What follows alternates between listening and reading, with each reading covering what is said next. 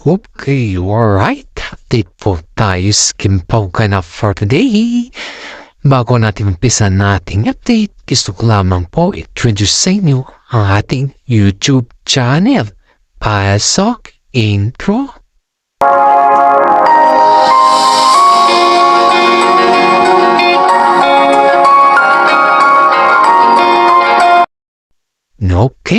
Okay, alright. Heto naman tayo guys. Update patungkol sa Kimpaw for today. Kaya ayun dito sa ating legit na sources ay spotted po sila Kim Chiu at saka si Paolo Avellino sa celebration ni Mr. Teo na kung saan po ay talagang yun yung celebration na kitang-kita ng mga netizen ang sobrang kilig ng dalawa.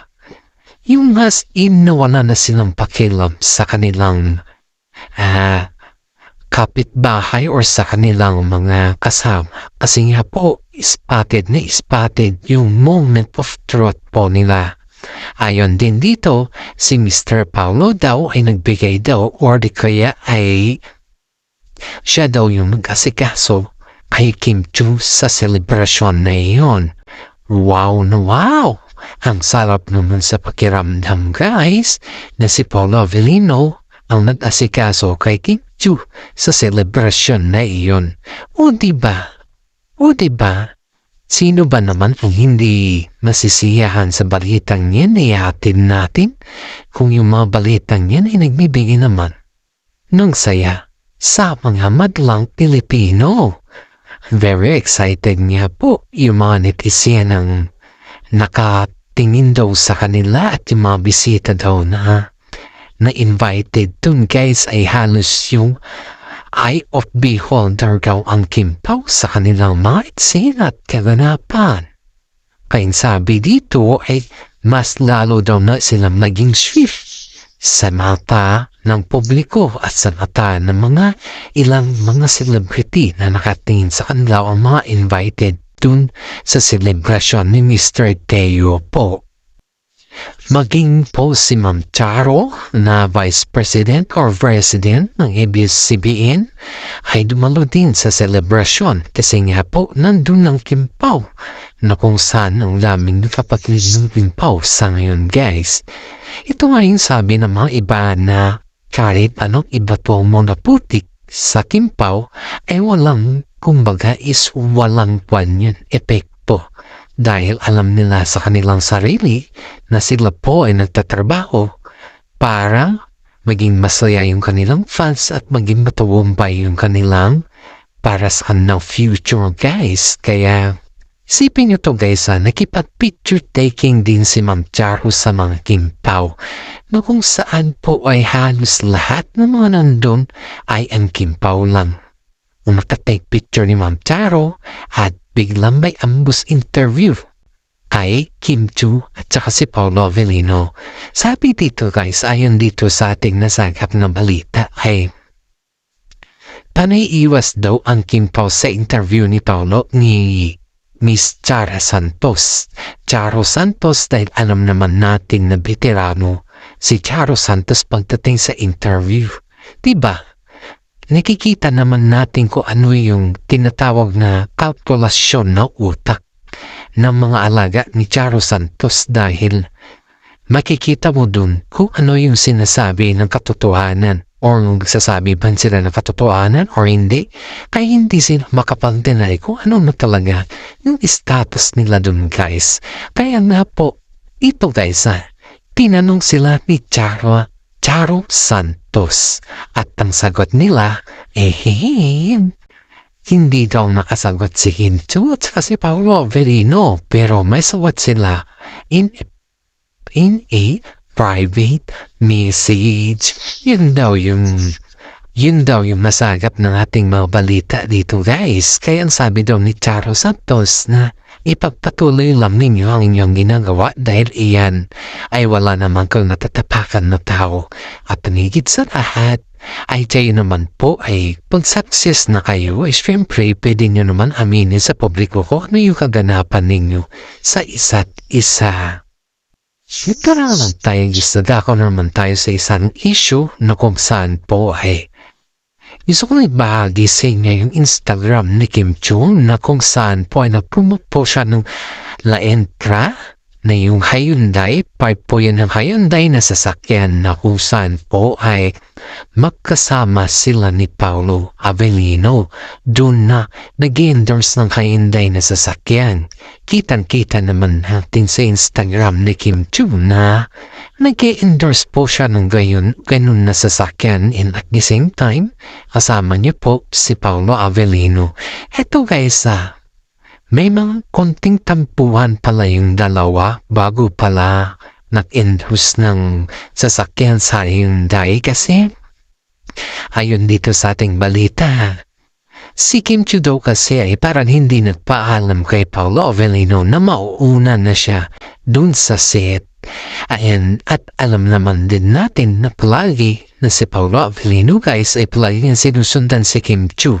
At hindi lang po sinusundan kundi sinusundo pa niya si Kim Chu. Kung nasaan man si Kim Chu ay nandun din po si Paolo Avellino. Kaya ito yung mga tanong ng mga netizen kasi kung bakit hindi man lang daw nag-text si Kim Chu kay Paolo. Sabi naman daw ni Kim Chu ayon dito sa ating legit na sources ay hindi daw na-send yung kanyang message kasi nagmamadali daw ito papunta sa set at malalit na daw siya on that time. Ngayon guys, ito naman yung mga kwan ba? Mga sinasabi ng mga bashers ba na baka siguro hindi na importante si Paolo Avellino sa kanya kaya hindi na siya naparamdam dahil nga umaaligid sa kanya si Sian Lim, which is ito guys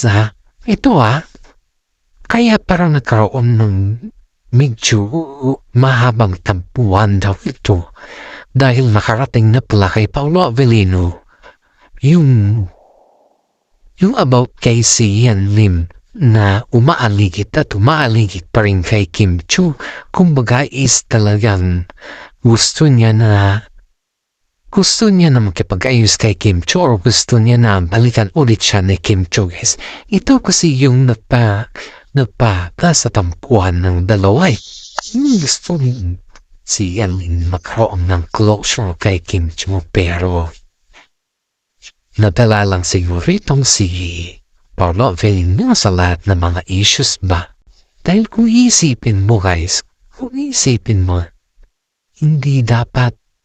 hindi na dapat nakipag-ayos si Kim Chu kay Sian Lim kasi yan yung talagang sinasabi niya noon pa na hindi na makipag-ayos.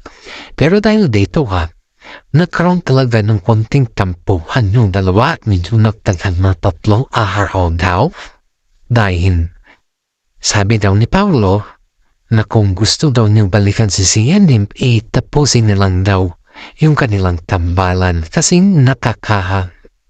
kumbaga is parang ang pangit daw tingnan na may boyfriend siya tapos may ka-love team siya. Siyempre, hindi mo maiiwasan doon yung kissing scene ba. Yun yung sinasabi doon at saka sa mga movie pa naman ng mga Kim Pao sa ngayon guys is may mga kissing scene, diba? Ay, ang daming nagsasabi na yun daw yung gusto mapatunayan ni Paolo Avellino kay Kim Chu kung ano talaga daw yung kanyang decision patungkol dito. Yun daw yung reaction ni Paolo Avellino. Kaya yung tampuhan nila is 3 araw at basta 3 araw lang daw and then nagkaayos ulit yung dalawa dahil linambing ulit siya ni Paolo Avellino. Kaya yung paltampuhan ng Kim Pao guys na paglambing ng pala ni Paolo Avellino ay okay na pala sila. Kaya ang mga netizen dito ay kumbaga is nag-aabang talaga kung ano talaga yung totoong nangyayari sa kanilang dalawa. Ito na tayo sa another balita guys na kung saan to ay nagsiselos si Kim Chu sa kausap ni Paolo Avellino. Ito guys nung nag-exercise pala sila na yung yung tumatakbo sila na kasama nila si Darren Espanto at saka mga iba nilang kasama sa Showtime ba ay May napabalitaan tayo yun dito sa ating legit sources ay may bigla daw tumawag kay Paolo Avellino on that time. Ngayon, sabi daw ni parang yung hindi naman pala sinabi kundi pinakiramdaman daw siya ni Paolo Avellino si Kim Chiu pa. Kasi nga, diba, todo alalay si Kim Chiu kay Paolo Avellino kahit saan man, diba, tapos halos sila lang yun nandun or halos kitang-kita mo yung pag-alaga ni Paolo Avellino sa kanya, diba? Pero at the time daw guys na may tumawag kay Paolo Avellino is parang nawala daw yung kumbaga is parang nawala daw yung nawalang gana o nawala sa mundo si Kim Chiu. Supposedly guys, kaya pala siya nawala ng mood tayo tumawag kay Paolo Avellino. Nang tumawag pala kay Paolo Avellino is yung kanyang kaibigan at tinatanong lang kung pwede ba daw na makisama o pwede ba daw na makisingit yung kanilang kaibigan pag sila'y nagjajarging ulit. Pero hindi ata naintindihan ni Kim Chiu kung bakit sino at kung bakit tumawag yun na tao. Dahil na po, di ka na makikita na nagsisilas na si Kim Chiu. Dito natin din makikita kung sobrang mahal na ni Kim Chiu si Paolo Avellino. At people din natin makikita kung ano yung sinasabi ng kanilang puso. Ay marami din dito ang nagsasabi na mahal na ni Kim Chiu si Paolo Avellino. Hindi man din aminin sa publiko pero kitang-kita mo naman yung tinatawag na pagkamahal sa kanila. Diba? Kaya nga ang dami nagsasabi dito guys na sa konting selosan, diyan mo na makikita yung tinatawag na pagmamahal. At sa konting away, diyan mo na din may papadama na mahal mo ang isang tao. Diba? Tama naman yung mga hinala natin dito yung mga sarili natin opinion dito guys dahil nga sa konting tawag lang, pinadama na kagad ni Kim Chiu na si Paolo Avellino ay mahal na mahal niya guys. Kaya sabi ng mga ibang netizen dito na sana may totoong dahilan na yung proposal nila at ito pa dahil daw dyan guys na nalaman nila nagsiselos si Kim Chiu nung nasa showtime siya. Ito, diba, kailangan niya magpasaya ng tao dahil magpe-perform sa ang showtime kasi is show yan ng mga tao yung kailangan masaya ka, kailangan okay ka, kailangan yung palangiti ka at joker ka, yung kibog ka ba. Ngayon napansin daw ni Vice Ganda na parang ang lungkot-lungkot ni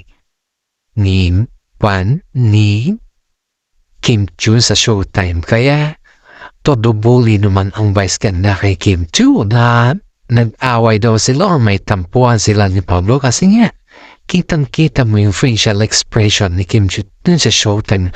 Parang pilit na pilit lang siya maging masaya or pilit na pilit lang ba? Yung hindi ba kagaya ng dati na kitang-kita mo dun kung gaano kasaya si Kim Chiu o gaano siya kaganda mag-host. Pero that time daw talaga guys, yung mukha daw ni Kim Chiu dyan is hindi daw naiipinta. Kumbaga is wala daw pinta ba? Yun yung sabi na ating mga legit na sources guys. Kaya ang dami mga netizen ang nagsasabi na bakit tinon na daw yung mukha ni Kim Chiu, bakit hindi daw siya masaya on that time.